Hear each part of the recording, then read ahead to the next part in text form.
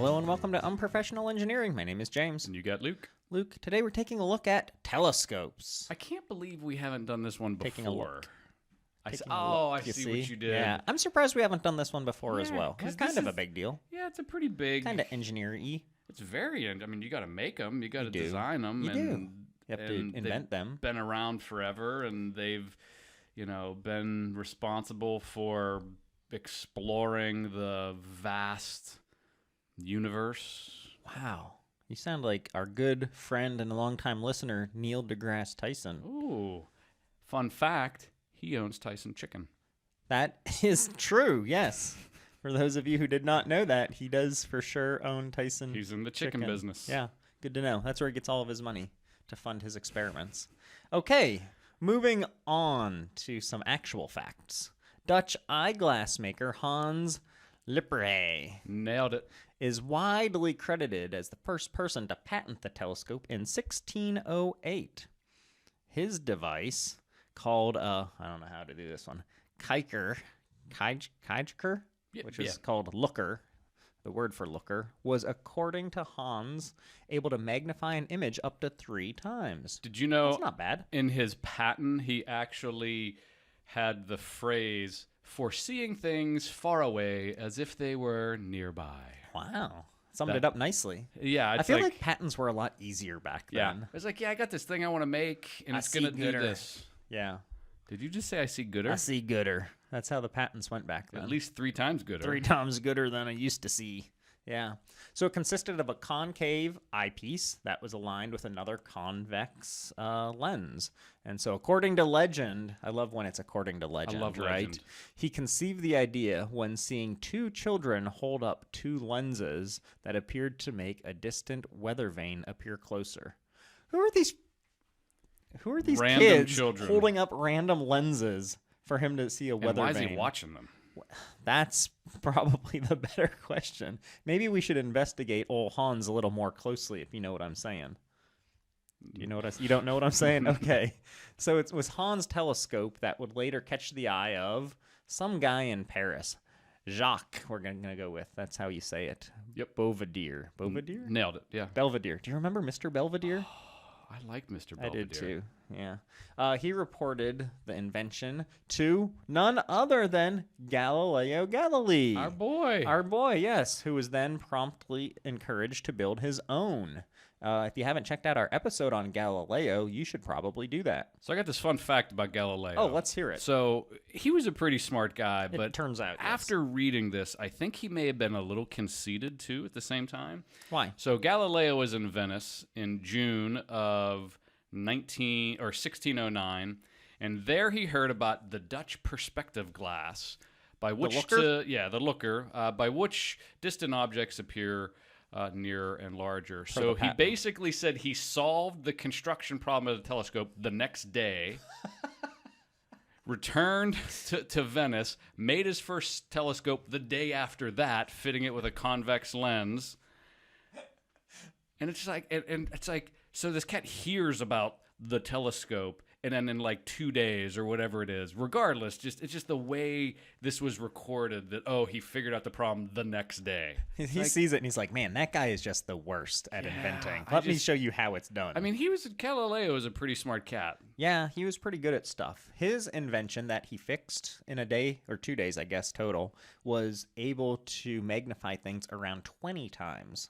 I think he got all the way up to 37 was his best. That was his best, but his Yeah. first crack was 20. Oh. So once he took 3 days to make it, maybe he got up to 37. So that's pretty impressive. He's looking gooder than the other guy was. He's looking way gooder. Yeah. So that was something. So I said, check out our episode on Galileo, right? So go ahead and do that. Other improvements to the telescope, such as Johannes Kepler and Christian Huygens making a 12-foot telescope and finding the moon Titan orbiting Saturn. So that's something. That's pretty cool. And then another good friend of the show, not really, Sir Isaac Newton. He'd later... Did I need to clarify that he wasn't actually a longtime listener or fan? Well. Okay. He'd build his own telescope for reasons that perhaps a telescope would use a series of mirrors instead of lenses, and this would make it even more powerful. It turns out Newton pretty smart guy, too. Relatively speaking. I mean, you got to think the company that you and I are in right now when we talk about intelligence. For back then smarts. Yeah. We're gooder than he is, but... Okay, I'm going to stop with that one now, I think. Okay, so the first reflecting telescope was called the Newtonian telescope, or the reflector. They really simplified the names. They did. I liked They that. did. It was built in 1668, so way after Galileo's, like 60 years later almost. So his breakthrough was to use large concave primary mirrors and focus the light onto a smaller flat mirror, and then that projected the image into an eyepiece for you to look through. So contrary to popular belief, Newton was not the first to devise the idea of a reflecting telescope. Your friend again, Galileo, was like, I discussed that with one of my friends, and basically had invented the refracting telescope, but just never got around to building it. Sure. Yeah, exactly. I've invented a lot of things. And the crazy thing about the Newtonian telescope, or the reflecting telescope, is that's still one of the primary, like the big, huge telescopes that we'll talk about here a little bit later on. They still use that same basic principle of a concaved surface that attracts, that reflection, and then redirects it to a focal point. That focal point then bounces it into your eyeball, and that's what they do. That is what they do. So we give old Newton here a little bit of a jab, Heck but it had a lot of improvements and a lot of good things about it. So no chromatic aberration. So I think it was easier to see through, and the colors and stuff were clearer. Well, what happens? Less fuzzy. So chromatic aberration. So have you ever seen like a picture? And sometimes like Instagram, I think, has this filter where you turn it on and the colors shift a little bit. Right. So like blue is a little bit above red. That was pretty common with just typical lens style telescopes, just because the way the light was traveling, and this one basically corrected all of that. So we fixed the problem, and then Instagram went back and unfixed it intentionally. Yeah. It was cheaper to build, which is pretty helpful as well. Way lighter, yep. Construction and assembly was way easier as well, so it took a lot less time to build. It had a wider field of view, so you could scope out more neighbors that way, so that was good. And it was much more compact, and so that made it much more portable, or much easier to move if you were going to move locations. Did you ever have a telescope growing up as a kid? I did not, no. So we lived in St. Mary's. It's still behind the times. You would have had great. I mean, you have no light pollution. That's out true. In St. Mary's, Very because you didn't have electricity. We didn't. We don't still. They don't have electricity there. Sorry, just St. Mary's torches. Listeners. So, a couple things about telescopes that we have to mention I wanna there's two super, super important things that all telescopes have to do. So the one is their ability to gather light. So the better a telescope can gather light, whether it's a lens style or whether it's a reflective style telescope, they have to gather that light. That's the problem with just like seeing stuff with your naked eye, is you're not seeing the reflection of the light off of the object because it's so far away. So that's the first thing. The second thing is the magnification. And then this is where the size of lenses comes into play. So the bigger the lens, the more light it can capture and magnify. And same thing with the reflective style telescopes. They actually, the bigger they are, the more light they capture. So it's all about light and magnification. Two primary things. Light, magnification. So we could invent our own telescopes now. I don't know about that. I mean, Galileo did it in a day. Yeah. So I think we should be okay. All right, before we move on, there's just a little more history for me to cover. Okay. The next 300 years. Let's take a break for a word from our sponsor. I have to assume that it's NASA, Hubble. It is not. It is Tyson Chicken. So thank you. No, nobody sponsored us again this week, but we do have some shout-outs. Who do we got? Shout out number 1, Jonathan S. wants us to do an episode on heat exchangers, shell and tube heat exchangers, and others. I'm all about the heat exchangers with my CFD background. You are an expert. Pat S. also wrote in a lot of S's. And again, this one thinks fire was the first greatest invention based off of our top 10 inventions thing. Clearly did not listen to the first sentence of that episode when we said we're not counting fire because I think it was a discovery is what we said versus an invention. But thank you, Pat. chat. I appreciate it. And you're right, fire was amazing. And then Christian F. thinks Unprofessional Engineering 101 should be renamed Engineering Fundamentals. And then ended his email with, "You're welcome." Well, So that was it nice. is, but still, we could be significantly incorrect in what we say. So I think we still have to have unprofessional in the name. Maybe it's potential engineering fundamentals. There you go. Give us a little out. But thank you, Christian. He's the only one who wrote in with another suggestion. So that's leading. That's the leader in the clubhouse, as they say. Leader. Also, one other thing. We're now available on Hubhopper, which is India's leading podcast distribution platform. What? Yeah, that's right. So anyone who is in India, go check us out on Hubhopper. We are worldwide. We are Mr. Worldwide. That's what they call me, actually. That's impressive. Yeah. So that's that. Super cool. If you'd like a shout out, or if you want to tell us that we're on Hubhopper, email us at unprofessionalengineering@gmail.com. Also, if you want to be a good corporate citizen, go on to wherever you listen, iTunes, Hubhopper, whatever it is. Like us. Don't like us. That's not what you do there. Subscribe. Leave us a review. 5 stars or more would be great. Thank you. Or less. That's fine as well. I haven't checked out how many we have lately. But anyways, I'm sure it's a lot. email us. We'll hook you up with some stickers. Cool. I know I keep saying that. I'm about 500 stickers behind. Someday, folks. Okay, moving on. Moving on. Moving on up. So we have to talk a little bit about the two basic types. Let's hear it. I think we covered them a little bit, but I just want to get into a little bit more detail. So again, there's two basic types. There is what they call a refracting telescope. Okay. So this is the original one. This is lenses, not mirrors. So basically what it does, it takes the object lens, which is the one in the front, and it takes the light, and it takes it down to a focal point inside of the telescope tube itself, and then that focal point expands back out, hits the lens on the back side, and then goes into your eyeballs. And that's why the image is upside down, because it hits that focal point and flips. But the point they mention about that is it doesn't really make a difference, because when you're looking at space, these things like have no reference to up, down, or sideways. Mm-hmm.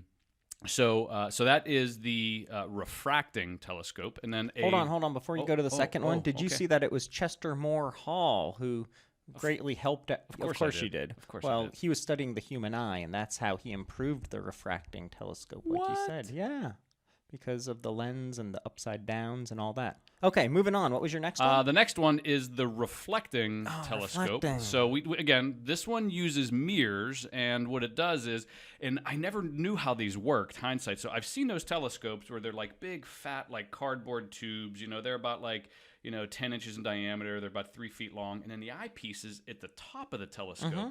That's what I always think of as a telescope. And what I didn't realize what it was doing was the light comes in the top of the telescope. It actually passes over an eyepiece mirror. Okay. Goes down to the bottom mirror. Ooh.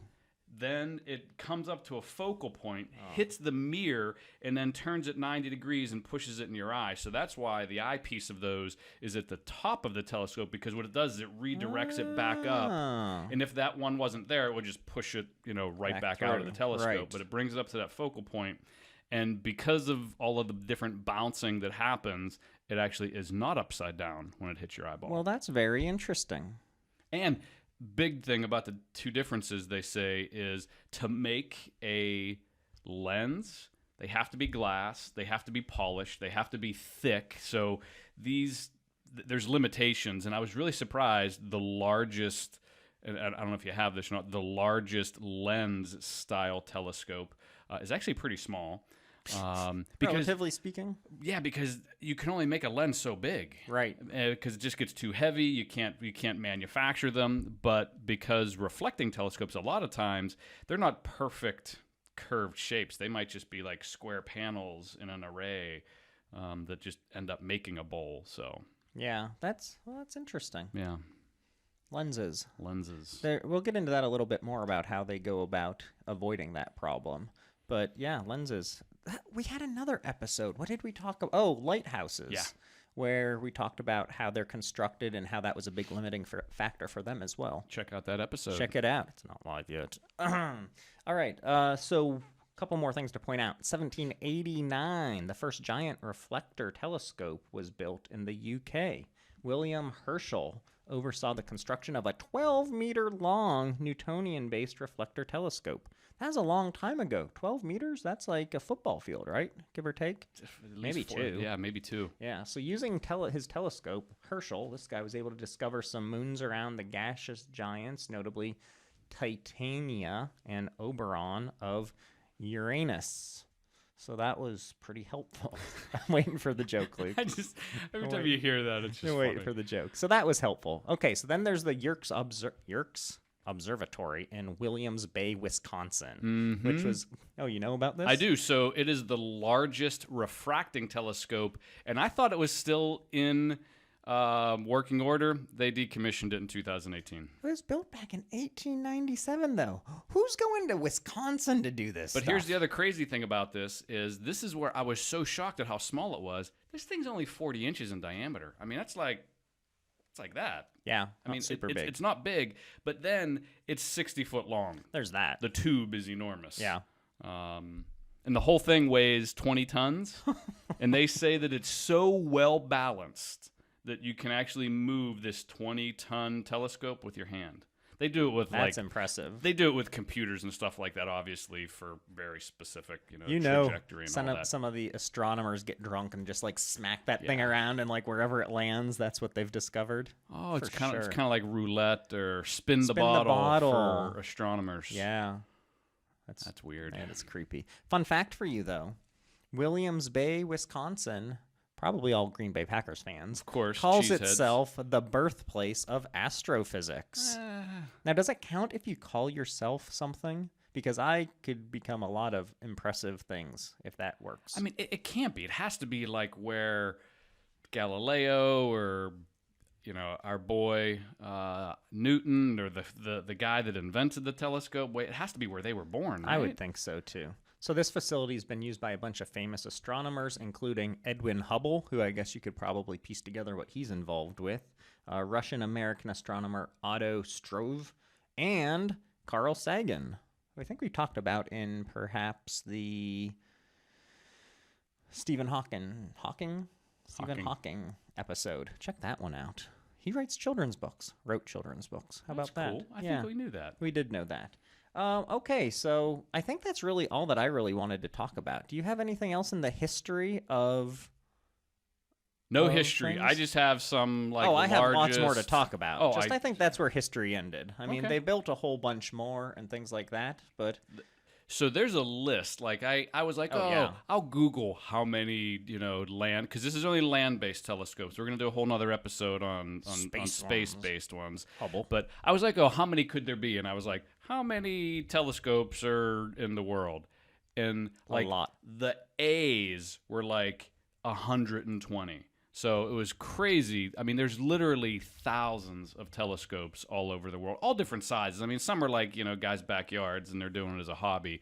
And, some of them are on mountaintops in the Canary Islands. So, but it's crazy how many of them there are. Yeah, there really are. And then they get into things like the, like the radio telescopes or things like that. They get into all sorts of kind of crazy stuff. I stayed away from those. Mine Me was too. just, Yeah, so I moved on to then like the big ones and what's going on in modern day telescopy. Is that a thing? I think that, you nailed it. Awesome. If not, you coined the phrase. If not, I just am the inventor of that. So that's cool, a lot like Galileo. But before we move on to anything with those, let's take a break for this week's Luke's Rant. Okay, so I do my absolute best usually to keep this somewhat related to the topic, and this was pretty difficult. So I'm going to complain about fatherhood. So I have a newly minted 13-year-old daughter. Congratulations. Thank you. And it is ridiculous when you think about the things that kids have to deal with nowadays and the pressure for parties. And so we had some friends over the house, and it was like you would have thought that like the president of the United States was like visiting the house, the way we had to plan this. Yeah. It's like these kids, like a year ago, they were picking their nose and eating it, and all of a sudden they're like super sophisticated. Wait, you stopped doing that? Wow. all of a sudden they're super sophisticated and they need, like, my daughter was like, oh, I want to do like an espresso bar and I want to Really? do this. And I was like, are you kidding me? Last year we did, Teletubbies and now you want espressos and yeah. So, Is your rant against 13-year-old girls? my 13-year-old daughter in particular. So probably, and it's just amazing. So this, for all the parents out there dealing with young boys and young girls, I feel your pain. I kind of thought I was going to avoid this. I was like, oh, that's not going to happen to me. I remember you being I said all real. of this. Yeah. Like, oh, none of this is going to happen to me. And I feel your pain and I sympathize with you. And, let's band together and just stay strong. And I'm here to support you if you need it, Luke. thank you. All right. Well, I feel your pain. So let's move on. All right. So let's move on and talk a little bit about some of the big observatories and telescopes out there. And these things are big. They're not little. I'll go with Not that. little. Did you hear about the WM Keck Observatory? That's a terrible name. These are all acronyms, by the way, I think. I don't know. I assume Keck was the person's name, but maybe not, That's right? a terrible name. I know, it could be. Did you? So this thing, it's kind of... Sorry. Good. No. You're like going to get picked on in high school or Yeah. something? Yeah, I can imagine. This one's interesting because it's a twin telescope observatory, Two which of I them. think is neat. It's like double barrel. Pew, pew, seeing everything, right? Yep. That's the noise telescopes make. It is the I think. noise. This isn't the biggest, though. It isn't. Okay. But I wanted to point this one out because it is near the summit of Mauna Kea in Hawaii, which I guess we'll probably get into just a smidge a little bit later. But it's built on an incredible 13,600 feet above sea level, which is pretty high up there, which is has unparalleled earthbound views of the cosmos. So this was proposed in 1977, and the telescopes comprise 10-meter primary mirrors, which is just ginormous, and it was built between like 1990 and 96 before it was finished. So the aperture on these, which is what these are all measured by, is 394 inches. How many? 394 inches. That's impressive, isn't that it? For is- both of them. So for that's both of two. them. Yeah, they're Right. identical. They're absolutely Oh, enormous. And goodness. the other interesting thing too is this being on top of the mountain. We were going to talk about this as well as, why are they up on mountaintops? And everybody's like, oh, it's to be closer to space. It's not going to make that big of a difference whether you're 1,000 feet or 2,000 feet from a distance Right. standpoint. The reason they do it is they want to be above any atmospheric, debris, things in the atmosphere, also light pollution. So if you're near a city, and again, St. Mary's, no electricity. When you look up, it's beautiful. It's super bright. Without a telescope, I can actually see Pluto. Oh, I'm sure you could easily in St. Mary's St. because there's Mary's. no light pollution. There's Right. no electricity. But you do that same thing in your backyard here in the Berg. That's right. And you can't see anything. Nothing. The only thing you can see is Kennywood. Kennywood. This roller, what is it? The steel curtain. The steel curtain. Yeah, so it's light pollution and to get above any atmospheric interference. I was really surprised by... So the light pollution, yep, got it. Makes sense. Actual pollution, yep. Like you want to be in a clean area so there's not actual pollution. But the atmosphere presenting a lot of problems really kind of threw me for a loop. I didn't think it would have that big of an impact. I thought it was all the human-made stuff. But this stuff, it causes a problem with starlight, which is called... Did you see this? The scintillate. Scintillate. They scintillate. That's the They twinkle. That's the twinkle you see. That's they're not actually twinkling. That's the atmosphere messing Right. up the light coming So in. the more atmosphere you have involved and the more pollution from us you have involved in different ways, And you know how the you more get- they twinkle And do you know how you get rid of this?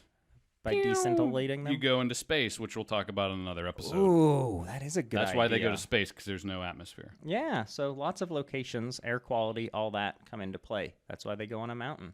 Did you see that these big twin telescopes we were talking about, their mirrors were all just little segments? Yeah. By little, I mean, They were not they were little, basically but- hexagons. Yeah, They were 36 segments. they were and they just put them in a series. Yep, 1.8 meters wide, 7.5 meters thick, and weighing half a ton. which is That's a lot, crazy. considering thinking there's 36 of how them. big this is compared to that.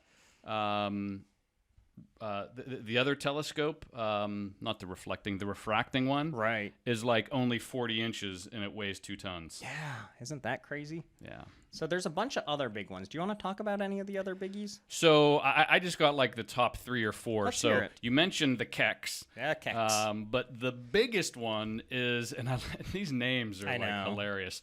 Gran Telescopo Canarias. And this You is nailed that. I did. I've been working on it for a while. Yeah. It's also called the GTC. This is 409-inch aperture. This big. thing is in the Canary Islands. I like that you go like this for those who can't see. He's holding his hands up about maybe 12 inches apart. Well- That's how big. Well, if you had a telescope, Oh, that's a good point. it's all about perspective. Okay. Yeah, so this thing's down in the Canary Islands. Again, no light pollution. It's up on a mountaintop. It's an amazing location. Did you know the Canary Islands are in Spain? I did did not. I not. thought the Canary Islands were like down below like Puerto Rico or something like that. I had no idea. I thought they were on our side as well. I did too. Ignorant Americans. Very ignorant. The next one is the Hobby Elber Telescope, the HET. This is and this is the crazy part. It must be the same designer or manufacturer that did it. It's the exact same size as the Kex. It's 394-inch aperture. In Texas? I wondered about that. I thought that was a very strange placement. super Considering flat. I think there's like 3 places you actually want one, and then they did this. Doesn't make a lot of sense to me. I mean, I get maybe the light pollution. If you get out in the middle of nowhere in Texas, there's no light pollution. I Yeah, just don't that's probably true. I just don't get the atmospheric pollution because you would still get that in Texas, I think. Yeah, I wonder if this was, and I don't have any information on it, but I wonder if it was more sponsored by a university, like a big Texas university or some sort of establishment that's big there, and that's why they had it close by so that they could take advantage of it. Yeah. Yeah, university. I guess. What universities are there? Texas, Texas Tech, Yeah. Texas A&M. I don't know who else. Kansas. No. And then the last one that I have, and then I think you wanted to talk about the TMT perhaps for a minute. Yeah.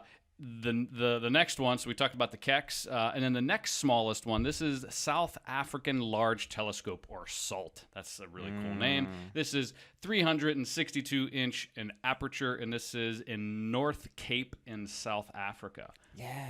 North Again, Cape. mountaintop, no pollution. Yeah. I think there's places in Chile that are very good as well for this stuff. But yeah. But the TMT, this is my favorite one TMT. name-wise because I don't like those ones. But 30-meter telescope, now you're like simplifying things down to what I need it to be. Guess how big it is? I really don't know. 30 meters? 30 meters. I nailed it. I am so smart. Galileo, suck on that.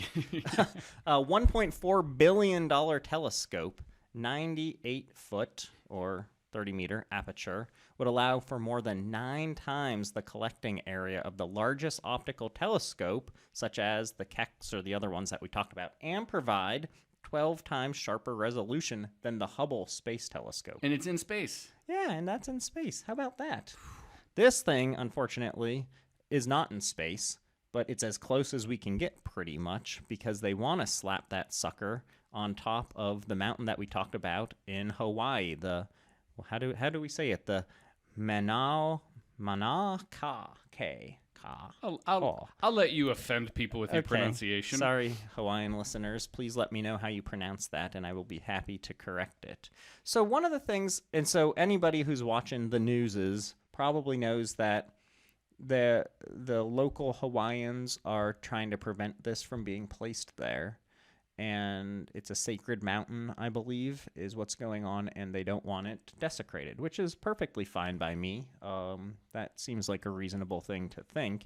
They're fine with it going on some other mountain somewhere else in another country. They're cool with that. They just don't want it there. But what I was kind of confused about is there's already 13 observatories there. So is this going to be the one that pushes it over the Well, edge, it's or a lot bigger. It Than is the a other lot one, bigger, so yeah. it's going to be more of an eyesore.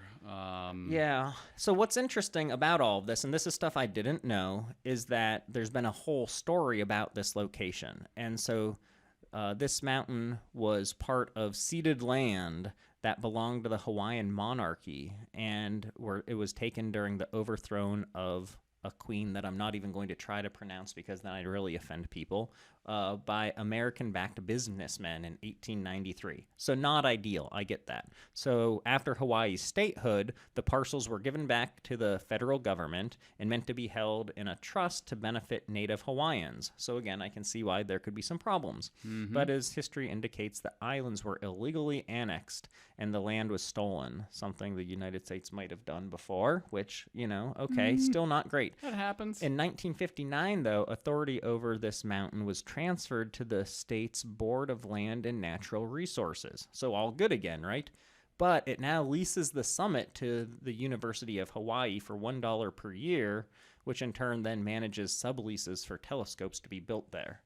So in a legal kind of way, I see where, like the TMT's coming from, like, hey, we can just build here. We're paying for it. But from the locals, I can also see their point of view. Yeah, I think this is going to be an interesting one. It is a ways off. It's not going to happen for a while. It was supposed to start, but now it's on delay. Yeah, I think it's on delay. So we'll see what happens. It'll be interesting. I think it is one of those things where you could perhaps find another alternate location that doesn't have the historical significance that this location has and still gather all the data that you need. And so we'll see what happens. Their current backup plan is actually to head over to Spain's Canary Islands, now that I know they're Spain's islands. And so that's all good. It's going to be a little bit more expensive, but one of the things that's kind of holding that up as well is that this isn't just like one group that has created this giant telescope. It's Florida University. There's people from Japan, Germany, I think, other countries that are also big participants in this. Japan, China, India, places like that. It's all further away for them, and so they don't really want it there as well because it's going to cost more to send people there and then to get it constructed there as well. I thought you were going to say they designed this in inches and then they had to convert it to metric because it's going to Spain and it'll end up being 25.4 times larger than it needs to be. Yeah, and don't round that or number. Smaller. Who knows? Or they might not even know the units. Yeah. That's tough. Check out our measurement imperial versus I wasn't even going to say it, but I'm glad that you did. So, well, I thought this was pretty interesting. History of telescopes, cool. Kind of the future of telescopes, cool. And I do think we should do a space one moving forward. Makes me want to get one again. I had one as a kid, one? a little one, but You're that creeper. I know. I want to get one of. I'm not a creeper. I want to get one of those reflecting ones, like the Newtonian version, and really. When you go camping, you'll be able to do that because, like we said, idea. Pittsburgh, you'll just see the steel curtains. So that's a great idea. Take it with you. Hopefully, I hope you enjoyed this episode. I know that Luke did. I did. Thank you. So until next time. See ya.